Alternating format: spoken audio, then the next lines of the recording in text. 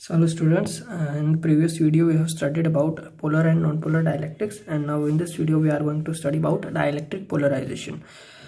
So in the last one हमने देखो यहाँ पर पढ़ा था कि भाई हमारे पास बेसिकली दो तरह के डायलैक्ट्रिक्स होते हैं, पोलर और नॉन पोलर। पोलर हमने उन डायलैक्ट्रिक्स का बोला था जहाँ पर पॉजिटिव और नेगेटिव चार्ज जो है वो कोइंसाइड नहीं कर रहे थे।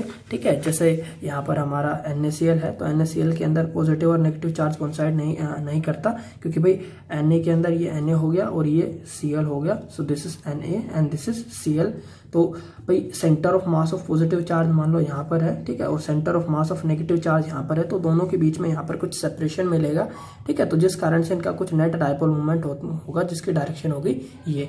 वहीं पर बात करें पोलर मॉलिक्यूल जैसे H2, सो हाइड्रोजन यहाँ पर ही पॉजिटिव चार्ज, यहाँ पर ही centre of mass of negative charge, तो क्या हो गया, इनका नेट डायपोल मोमेंट यहाँ पर हो गया 0। तो इन डायलैक्ट्रिक्स को हम बोलते थे पोलर डायलैक्ट्रिक्स। ठीक है, सो पोलर डायलैक्ट्रिक्स में क्या होगा कि पॉजिटिव चार्ज और नेगेटिव चार्ज जो है वो कोइंसाइड करेगा। नॉन पोलर डायलैक्ट्रिक में पॉजिटिव और नेगेटिव चार्ज जो है वो यहाँ पर कोइंसाइड करेगा, वहीं नॉन पोलर मॉलिक्यूल में पॉजिटिव और नेगेटिव चार्ज जो है वो कोइंसाइड नहीं करेंगे। ओके, अब इन्हीं के ऊपर है हमारा बेसिकली डायलैक्ट्रिक पोलराइजेशन। अब देखिए ये पॉइंट आपको याद रखना है कि भाई अगर आपके पास नॉन पोलर डायलैक्ट्रिक है, नॉन पोलर डायलैक्ट्रिक के अंदर यहाँ पर हमारा जो नेट डायपोल मोमेंट है वो 0 होता है। ठीक है, याद रख लीजिए आप, नॉन पोलर मतलब जिसके अंदर पोल्स नहीं बनेंगे। ठीक है, पॉजिटिव और नेगेटिव पोल सेपरेट नहीं होंगे, पॉजिटिव और नेगेटिव चार्ज सेपरेट नहीं होंगे। पोलर मतलब जिसके अंदर पोल्स बनेंगे, पॉजिटिव और नेगेटिव चार्ज जो है वो सेपरेट हो जाएंगे, तो पोलर डायलैक्ट्रिक में का कुछ डायपोल मोमेंट होता है और नॉन पोलर डायलैक्ट्रिक का नेट डायपोल मोमेंट यहाँ पर 0 होता है। सो देखिए यहाँ पर due to symmetric shape of non polar molecule they have 0 dipole moment. अब देखिए भाई हमारे नॉन पोलर मॉलिक्यूल है इनका डायपोल मोमेंट कितना है, अभी बताया है 0 डायपोल मोमेंट होता है। And also polar the molecule are arrange in such a way that they cancel out the dipole moment of each other. तो भाई सबसे पहले बात करें अगर नॉन पोलर मॉलिक्यूल की, तो नॉन पोलर मॉलिक्यूल में क्या होता है, जहाँ पॉजिटिव चार्ज होता है वहाँ वही नेगेटिव चार्ज। तो ये जैसे एक हमारा एक डायलैक्ट्रिक है, तो इसके अंदर जितने भी मॉलिक्यूल्स होंगे वो सारे, अगर ये नॉन पोलर डायलैक्ट्रिक है तो सारे मॉलिक्यूल्स के अंदर पॉजिटिव और नेगेटिव चार्ज का सेंटर कोइंसाइड करेगा। ठीक है, यहाँ पर भी इस मॉलिक्यूल के अंदर पॉजिटिव और नेगेटिव एक जगह, यहाँ पर भी पॉजिटिव और नेगेटिव एक जगह, तो जितने भी मॉलिक्यूल्स है, ठीक है, सबका पॉजिटिव और नेगेटिव चार्ज कोइंसाइड कर रहा है। तो मतलब क्या होगा कि भाई नेट डायपोल मोमेंट इसका होगा 0। So they do not show any dipole moment when placed when there is no electric field. जब कोई इलेक्ट्रिक फील्ड नहीं होती तो इनका डायपोल मोमेंट होता है 0 और इनका कोई परमानेंट डायपोल मोमेंट नहीं होता है। वहीं हम बात करें पोलर डायलैक्ट्रिक्स की, तो पोलर डायलैक्ट्रिक्स में क्या होगा कि भाई इनका डायपोल मोमेंट यहाँ पर इनका भी डायपोल मोमेंट 0 होता है। अगर हम बात करें एक सिंगल मॉलिक्यूल की, ठीक है, तो सिंगल मॉलिक्यूल के केस में क्या होगा कि भाई सिंगल मॉलिक्यूल में पॉजिटिव है नेगेटिव है, दोनों के बीच में सेपरेशन भी है, तो कुछ डायपोल मोमेंट होगा। बट ये क्या होता है, एक एज ए मटेरियल की फॉर्म में अपने आप को इस तरीके से अरेंज कर लेते हैं, रेंडमली ओरिएंटेड होते हैं ये। ठीक है, जितने भी मॉलिक्यूल्स है वो रेंडमली ओरिएंटेड होते हैं, और अगर आप इनका नेट डायपोल मोमेंट निकालो तो नेट डायपोल मोमेंट यहाँ पर 0 आ जाता है। सो चाहे पोलर डायलैक्ट्रिक हो चाहे नॉन पोलर डायलैक्ट्रिक हो, दोनों का नेट डायपोल मोमेंट कितना होता है, 0 होता है। Okay, so this is non polar dielectric in the absence of external electric field, so E equals to 0। ठीक है, and polar dielectric in the absence of external electric field E equals to 0। तो भाई ये बात तो हो गई कि चाहे हमारे पोलर डायलैक्ट्रिक हो चाहे नॉन पोलर डायलैक्ट्रिक हो, दोनों के अंदर ही यहाँ पर जब इलेक्ट्रिक फील्ड नहीं होती, जब एक्सटर्नल इलेक्ट्रिक फील्ड नहीं होती, दोनों का डायपोल मोमेंट यहाँ पर 0 होता है। ठीक है, नॉन पोलर के यहाँ पर जो नॉन पोलर होते हैं उनमें तो 0 होता ही है, पोलर के अंदर वो इस तरीके से ओरिएंट हो जाते हैं कि एक दूसरे इफेक्ट को कैंसिल आउट कर देते हैं। So both polar and non polar dielectric do not behave as dipoles, तो दोनों ही डायपोल्स की तरह बिहेव नहीं करते क्योंकि सबका डायपोल मोमेंट यहाँ पर 0 होता है। But when these dielectrics are placed in electric field, लेकिन जब हम इनको इलेक्ट्रिक फील्ड में रखते हैं then they behave like dipole and have some dipole moment. तो जब क्या होता है, ये बेसिकली डाइपोल की तरह बिहेव करते हैं और इनका कुछ डाइपोल मोमेंट यहाँ पर होता है। ओके, तो देखिए सबसे पहले अगर हम बात करें, भाई ये हमारे पास एक डाइलेक्ट्रिक है, ये हमारे पास एक डाइलेक्ट्रिक है जो कि यहाँ पर है नॉन पोलर। ठीक है, this is non polar dielectric. तो नॉन पोलर है ये, और ये इसके यहाँ पर मॉलिक्यूल्स हैं नॉन पोलर डाइलेक्ट्रिक्स के। तो क्या होता है जब मैं इसको भाई यहाँ पर इनिशियली पॉजिटिव और नेगेटिव कोइंसाइड करेंगे, जहाँ पर पॉजिटिव होगा वहीं पर ही नेगेटिव चार्ज होगा, पॉजिटिव नेगेटिव कोइंसाइड करेंगे। और क्या होगा, जैसे ही मैं इसको एक इलेक्ट्रिक फील्ड के अंदर रखूंगा, भाई यहाँ पर ये हमारा डाइलेक्ट्रिक है और इसको मैंने कहाँ रख दिया, इसको मैंने एक इलेक्ट्रिक फील्ड के अंदर रख दिया यहाँ पर, इसको मैंने एक इलेक्ट्रिक फील्ड के अंदर रख दिया यहाँ पर। सो this is an electric field, एक एक्सटर्नल इलेक्ट्रिक फील्ड में हमने इसको रख दिया।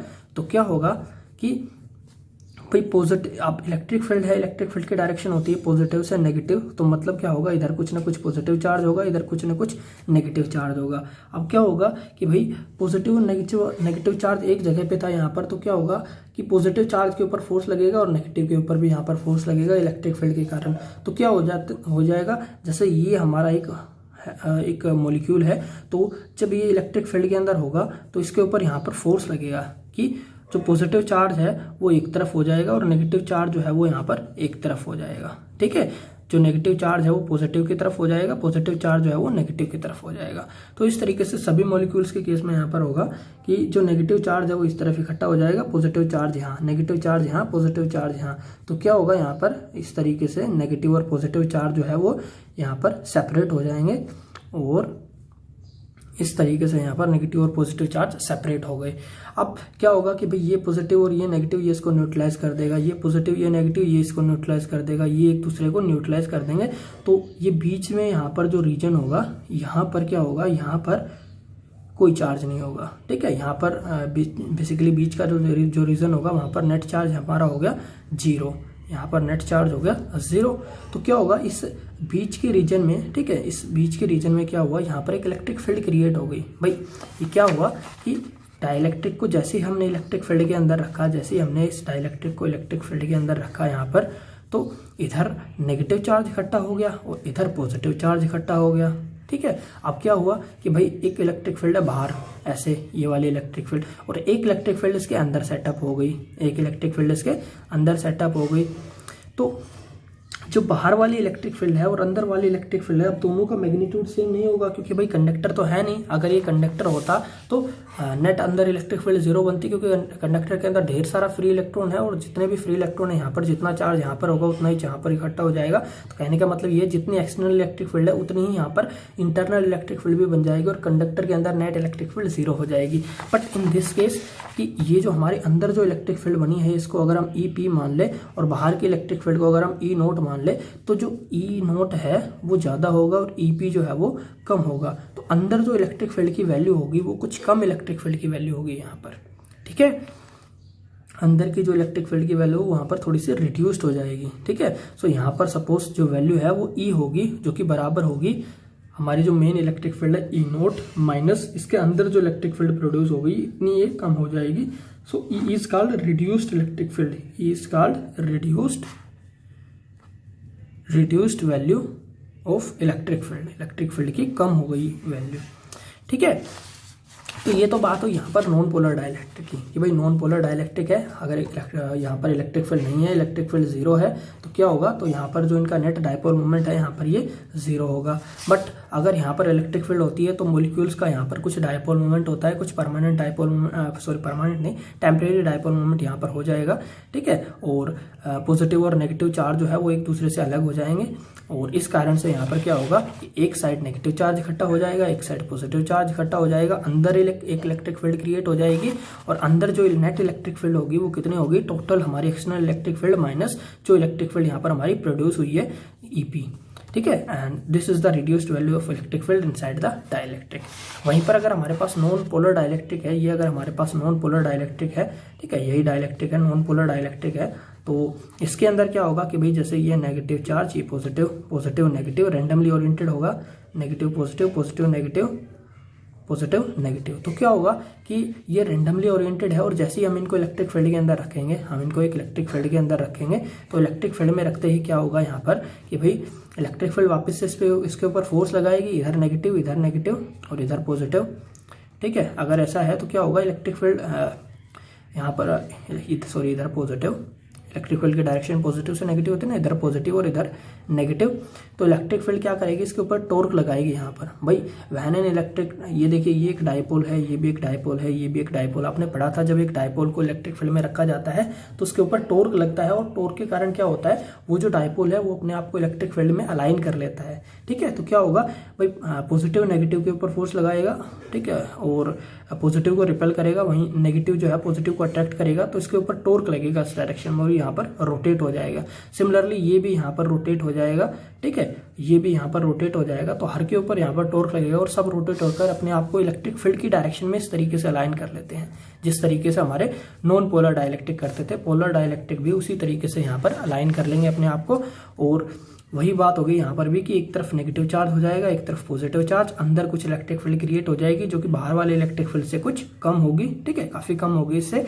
सो इस केस में भी हमारी जो अंदर जो इलेक्ट्रिक फील्ड है उसकी वैल्यू यहाँ पर रिड्यूस्ड हो जाती है। ओके, सो अंदर इलेक्ट्रिक फील्ड यहाँ पर हमारी रिड्यूस्ड हो गई। सो इस तरीके से भाई हम क्या कर सकते हैं कि अगर हमारे पास डाइलेक्ट्रिक है, उस डाइलेक्ट्रिक को अगर हम एक यूनिफॉर्म इलेक्ट्रिक फील्ड में रख देते हैं तो क्या होता है कि इलेक्ट्रिक फील्ड की कुछ वैल्यू जो है यहाँ पर वो कम हो जाती है, ठीक है, और इलेक्ट्रिक फील्ड की वैल्यू कम हो जाती है। इस बात का यहाँ पर हम फायदा उठाते हैं कि भाई इलेक्ट्रिक फील्ड की वैल्यू कम हो गई है, जिस कारण से यहाँ पर क्या होगा कि भाई जो पोटेंशियल डिफरेंस होता है V होता है, V equals to E into D होता है, ठीक है। तो अगर इलेक्ट्रिक फील्ड की वैल्यू यहाँ पर कम हो गई है तो V भी यहाँ पर डिक्रीज हो जाता है। ओके, V जो है वो भी यहाँ पर कम हो जाता है। और हमने पढ़ा था जो कैपेसिटेंस है, capacitance C equals to Q divided by V।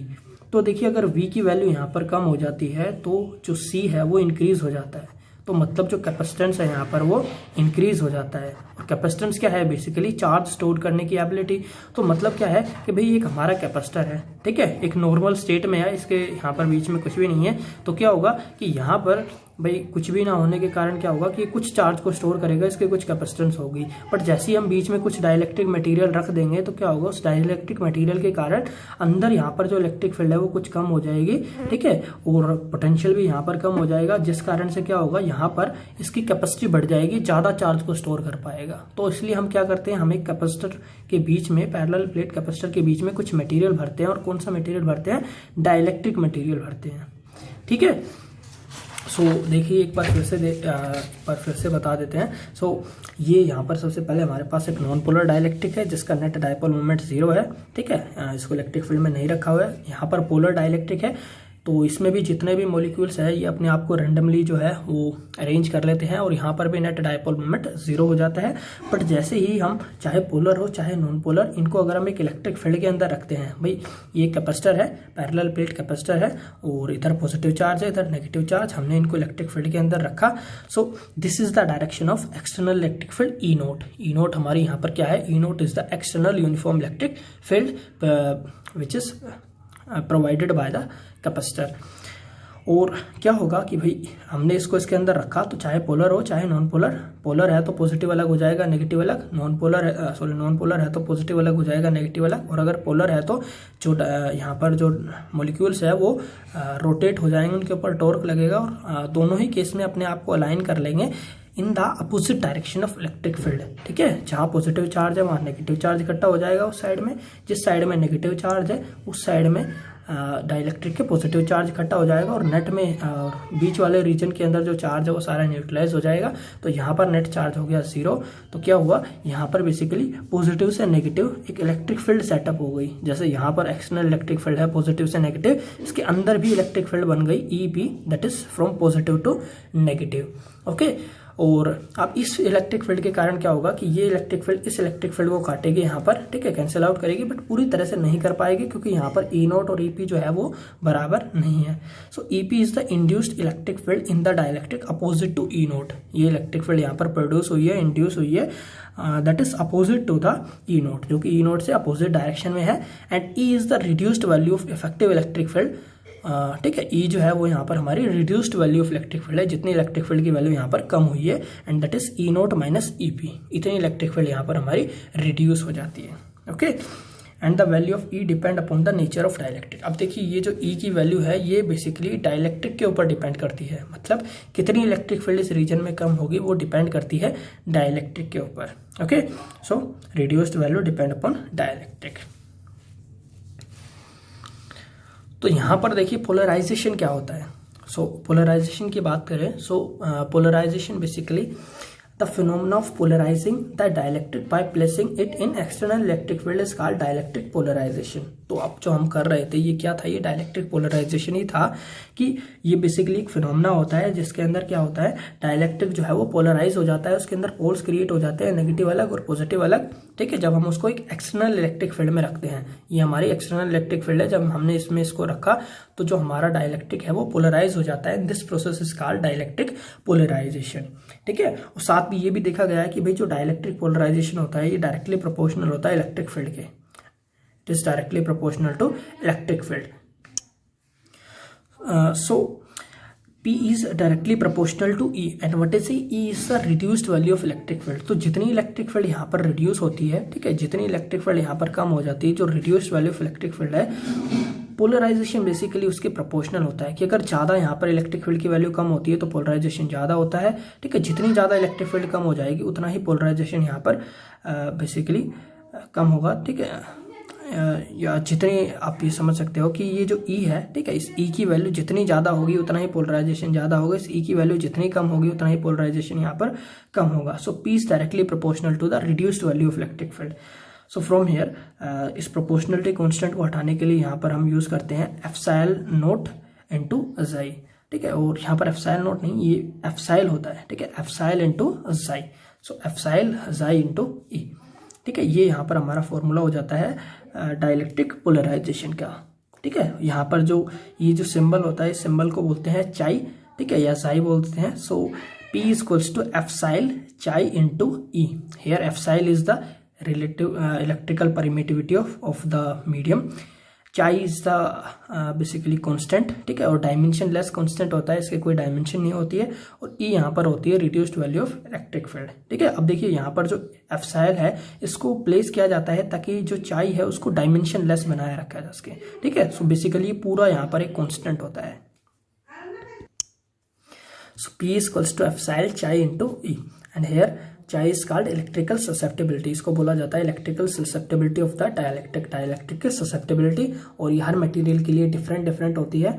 और अगर हम बात करें वैक्यूम के केस में, तो वैक्यूम के लिए बेसिकली ये जो हमारी ससेप्टेबिलिटी होती है दैट इज 0। तो अगर दो डाइलेक्ट्रिक के बीच में अगर वैक्यूम है तो वैक्यूम के कारण भाई यहाँ पर जो पोलराइजेशन होगा वैक्यूम के अंदर वो 0 पोलराइजेशन होगा, ठीक है, मतलब पोलराइजेशन बिल्कुल भी नहीं होगा अगर वैक्यूम है, ठीक है। तो वैक्यूम के अंदर यहाँ पर बिल्कुल भी पोलराइजेशन नहीं होता है।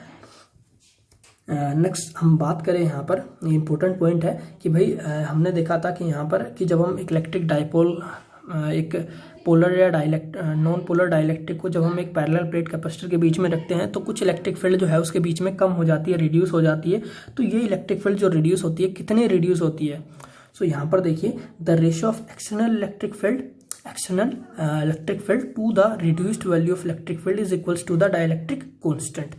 तो जो रेशियो होता है भाई यहाँ पर जो हमारी इलेक्ट्रिक फील्ड यहाँ पर रिड्यूस्ड जो हमारी एक्सटर्नल इलेक्ट्रिक फील्ड है और रिड्यूस्ड वैल्यू का जो रेशियो होता है वो हमेशा एक कांस्टेंट के बराबर होता है जिसको बोलते हैं हम dielectric constant. And from here E is equals to E naught divided by K। So from here we can say that E is equals to कि भाई जो E होगा यहाँ पर जो हमारे reduced value of electric field होगी that is equals to 1/K times the external electric field, कि एक्सटर्नल इलेक्ट्रिक फील्ड जो है उसकी K टाइम जो इलेक्ट्रिक फील्ड है वो हमारी रिड्यूस हो जाती है, ओके। तो भाई कितनी इलेक्ट्रिक फील्ड यहाँ पर कम होगी ये डिपेंड करता है कि आपने जो डाइलेक्ट्रिक यूज किया है उसका डाइलेक्ट्रिक कांस्टेंट कितना है, जितना उसका डाइलेक्ट्रिक कांस्टेंट है उतने ही कम यहाँ पर जो है हमारी इलेक्ट्रिक फील्ड हो जाती है, ठीक है। सपोज भाई आपका वहाँ पर डाइलेक्ट्रिक कांस्टेंट 5 है तो आपकी जो इलेक्ट्रिक फील्ड होगी, ठीक है, वो होगी E naught divided bye 5, okay. सो K के ऊपर यहाँ पर डिपेंड करती है कि कितनी आपकी जो इलेक्ट्रिक फील्ड है उसकी वैल्यू कम होगी। तो बेसिकली आप डिफरेंट K के लिए आप जितने भी आपको इलेक्ट्रिक फील्ड के लिए रिड्यूस करानी है तो डिफरेंट वैल्यूज ऑफ K के लिए वो जो है आप कर सकते हैं यहाँ पर। So by inserting an dielectric of dielectric constant K between the plates of parallel plate capacitor the electric field between the plate of capacitor reduce K time, okay. So electric field जो है वो यहाँ पर K time reduce हो जाती है। And next the relation between dielectric constant and electrical susceptibility, तो ये रिलेशन होता है that K equals to 1 plus chi. ठीक है, इसको ड्राइव करने की जरूरत नहीं है, अदरवाइज आप देख सकते हैं इसको। ठीक है, ड्राइव कर सकते हैं। ठीक है, बुक से आप देख सकते हैं इसका डेरिवेशन, बाकी एग्जाम में आता नहीं है तो डायरेक्ट आप इसको याद रख सकते हैं। ठीक है, that K equals to 1 plus chi. Next यहाँ पर देखिए, अब कुछ इंपॉर्टेंट पॉइंट्स पे बात कर देते हैं यहाँ पर। सो फर्स्ट यहाँ पर पॉइंट जो होता है कि जो when dielectric slab is introduced between the plates of charged capacitor the electric field placed the electric field reduced and capacitance increase. तो डाइलेक्ट्रिक रखने का सबसे हमारा पहला बड़ा मकसद यही होता है कि जब हम एक डाइलेक्ट्रिक को कैपेसिटर के बीच में रखते हैं तो जो इलेक्ट्रिक फील्ड है वो कम हो जाती है और जो कैपेसिटेंस है वो बढ़ जाती है। ओके, इलेक्ट्रिक फील्ड रिड्यूस हो जाती है और कैपेसिटेंस यहाँ पर इंक्रीज हो जाती है। तो कैपेसिटेंस को इंक्रीज कराने के लिए हम यहाँ पर ये करते हैं।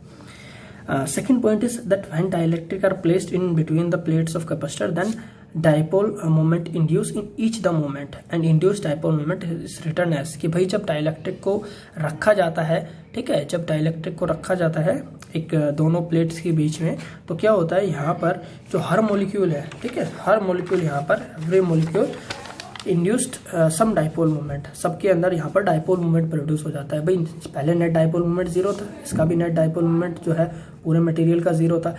तो इस केस में क्या होता है, हर मॉलिक्यूल का कुछ ना कुछ डाइपोल मोमेंट हो जाता है। ठीक है, सपोज ये हमारा मॉलिक्यूल है तो इस मॉलिक्यूल का यहाँ पर इस इलेक्ट्रिक फील्ड के अंदर कुछ डाइपोल मोमेंट यहाँ पर होगा। ठीक है, और ये जो डाइपोल मोमेंट होता है ये कितना होता है, इसके लिए यहाँ पर जो डाइपोल मोमेंट इसके अंदर जो प्रोड्यूस होता है, जो इंड्यूस होता है, उसका फॉर्मूला हमारे पास होता है that P equals to alpha epsilon naught E naught and E naught is the external electric field. ठीक है, देखिए P क्या है, P बेसिकली जो आपका डाइपोल मोमेंट प्रोड्यूस होता है हर मॉलिक्यूल के अंदर, जिनको हम डाइलेक्ट्रिक्स में रखते हैं। So P is induced dipole moment in each molecule, alpha is a constant, epsilon not is also a constant and E naught is the external uniform electric field. ठीक है, ये जो हमारी एक्सटर्नल इलेक्ट्रिक फील्ड थी तो उस पर depend करता है, जितनी ज़्यादा आपकी इलेक्ट्रिक फील्ड होगी उतना ही ज़्यादा डाइपोल मोमेंट यहाँ पर इंड्यूस होगा। भाई सीधी सी बात है, अगर यहाँ पर आप इलेक्ट्रिक फील्ड को बढ़ाओगे तो क्या होगा, पॉजिटिव नेगेटिव के बीच में सेपरेशन यहाँ पर और ज़्यादा बढ़ जाएगा, मॉलिक्यूल ऐसा हो जाएगा। ठीक है, जितनी ज़्यादा आप इलेक्ट्रिक फील्ड बढ़ाते जाओगे उतना ही ज़्यादा सेपरेशन यहाँ पर बढ़ता जाएगा और इनफैक्ट एक फिक्स वैल्यू के बाद क्या होता है, ये मॉलिक्यूल्स भी यहाँ पर ब्रेक होना शुरू हो जाते हैं, नेगेटिव और पॉजिटिव चार्ज यहाँ पर बिल्कुल अलग हो जाता है। ठीक है, तो उस वैल्यू के ऊपर कैपेसिटर को यूज़ नहीं किया जाता। सो यहाँ पर जो डाइपोल मोमेंट है वो डिपेंड करता है E नोट के ऊपर। ठीक है, अल्फा जो होता है, अल्फा कांस्टेंट होता है and it is constant of proportionality that is called atomic और मोलिकुलर पोलराइजेबिलिटी। इसको बोलते हैं एटॉमिक पोलराइजेबिलिटी या फिर मोलिकुलर पोलराइजेबिलिटी, कि बेसिकली कितनी यहाँ पर पोलराइज हुआ है वो जो हमारा मॉलिक्यूल है, मॉलिक्यूल की पोलराइजेबिलिटी। एप्सिलॉन नोट जो है भाई इसको इसके साथ रिलेट कराया जाता है। ठीक है, ताकि जो एप्सिलॉन नोट है भाई, यहाँ पर एप्सिलॉन नोट हमारा बेसिक एक कांस्टेंट होता है तो इसको इसके अंदर भी यहाँ पर इंट्रोड्यूस कराया जाता है। ठीक है, इसको इस अल्फा को इसके मल्टीपल की फॉर्म में यहाँ पर लिया जाता है। ठीक है, ताकि भाई यहाँ पर जो है इसको हम बेसिकली फोर्स के साथ रिलेट कर पाए। ओके, सो ये हमारा फॉर्मूला हो गया यहाँ पर कि जो इंड्यूस्ड डाइपोल मोमेंट होता है वो कितना होता है। फिर वहीं अगर हम अल्फा की वैल्यू को निकालना चाहें तो अल्फा की वैल्यू को हम निकाल सकते हैं। भाई P हमारा था alpha epsilon not into E note, तो अल्फा हो जाएगा P divided by epsilon not into E note. Okay, and from here भाई जो हमारा अल्फा है अगर हम उसके SI यूनिट निकालते हैं तो क्या हो जाती है, देखिए सबसे पहले dipole moment. So dipole moment क्या होती है, charge into 2a that is distance, तो चार्ज कूलम, डिस्टेंस हो गई metre divided by epsilon naught. Epsilon naught की यहाँ पर यूनिट होती है coulomb square per newton metre square, और E नोट जो है उसकी यूनिट होती है न्यूटन पर कूलम। ठीक है, सो इसको हम सोल्व करते हैं तो यहाँ पर हमें क्या पता चलता है कि इसकी SI यूनिट क्या होती है, मीटर क्यूब होती है। ओके, वहीं पर डायमेंशन फॉर्मूला की बात करें तो मीटर क्यूब है तो डायमेंशन ऑफ अल्फा कितनी हो जाएगी, m0 L3 T0। ठीक है, मीटर क्यूब है तो L क्यूब हो गया यहाँ पर। अब ये जो अल्फा है इसकी जो वैल्यू होती है, ठीक है, ज़्यादातर जो एटम्स होते हैं इनके लिए इसकी वैल्यू होती है 10⁻⁻29 to 10⁻⁻30 cubic metre. This is the value of atomic polarisability for most of the atoms. Next point is that the maximum charge induced on the dielectric slab. जो मैक्सिमम चार्ज यहाँ पर इंड्यूस होता है वो क्या होता है, QI induced charge equals to Q1 - 1/K। अब ये देखिए यहाँ पर भाई, ये देखिए यहाँ पर जब हम डाइलेक्ट्रिक को इलेक्ट्रिक फील्ड में रखते हैं तो यहाँ पर कुछ चार्ज प्रोड्यूस हुआ है। ठीक है, और यहाँ पर कुछ चार्ज प्रोड्यूस हुआ है। तो सपोज मान लेते हैं यहाँ पर Q चार्ज प्रोड्यूस हुआ है, यहाँ पर +Q, यहाँ पर -Q चार्ज। अब इन चार्ज के कारण भाई यहाँ पर इन चार्ज की कुछ डेंसिटी भी होगी। So suppose sigma is the charge density, ठीक है, इसको हम सिग्मा आई मान लेते हैं, चार्ज डेंसिटी को सिग्मा आई, ठीक है। तो ये होगी यहाँ पर चार्ज डेंसिटी प्लस सिग्मा आई, यहाँ पर चार्ज डेंसिटी होगी माइनस सिग्मा आई, और एक चार्ज डेंसिटी यहाँ पर जो हम कैपेसिटर रखेंगे जिसके कारण इलेक्ट्रिक फील्ड बनाएंगे उसकी होगी। सो उसकी चार्ज डेंसिटी हम मान लेते हैं दैट इज सिग्मा, ठीक है, या सिग्मा नोट मान लेते हैं इसको। सो देखिए हमने यहाँ पर देखा है कि हमारा जो ई है वो बराबर होता है E naught minus E P, ठीक है, E equals to E naught minus E P. तो इस केस में भाई यहाँ पर हम क्या कर सकते हैं कि भाई जो ई होता है E equals to E naught by K होता है, ठीक है, हमने अभी पढ़ा है E equals to E naught by K, तो उसकी वैल्यू पुट कर सकते हैं, ई की value E naught divided by K is equals to E naught minus E P.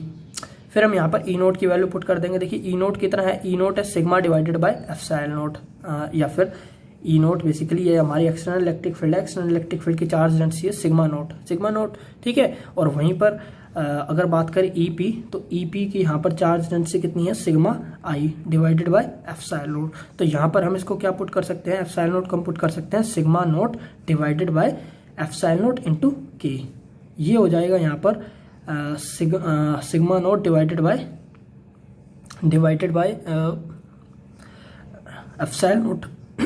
यहाँ पर ये हो गया, ई पी की जगह हम लिख सकते हैं sigma I divided by epsilon naught. Okay, so ये यहाँ पर हमारा रिजल्ट हो गया। और यहाँ से देखिए हम कॉमन ले सकते हैं दोनों, जो हमारी टर्म है यहाँ से हम नीचे से 1 बाय एप्सिलॉन नोट जो है ये कैंसिल आउट हो जाएगा। तो ये क्या बच जाएगा, ये बच जाएगा sigma naught divided by K is equals to sigma naught minus sigma I, ठीक है। ये यहाँ पर बच गया। यहाँ से हम सिग्मा आई की वैल्यू निकाल सकते हैं, और सिग्मा आई यहाँ पर कितना हो जाएगा, sigma I equals to sigma naught divided by K minus,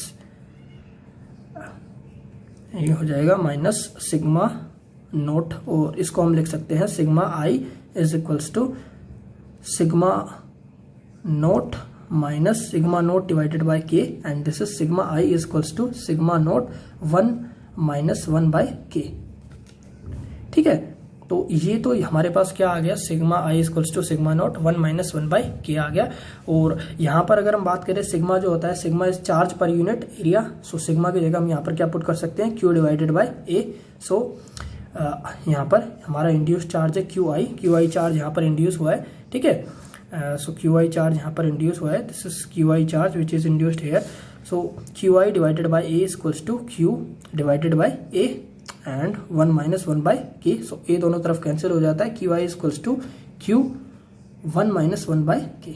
okay, तो इस तरीके से हम कह सकते हैं कि यहाँ पर भाई जो इंड्यूस हमारा जो चार्ज इंड्यूस होता है वो किसके बराबर होता है, क्यू 1 माइनस 1 बाई के बराबर होता है।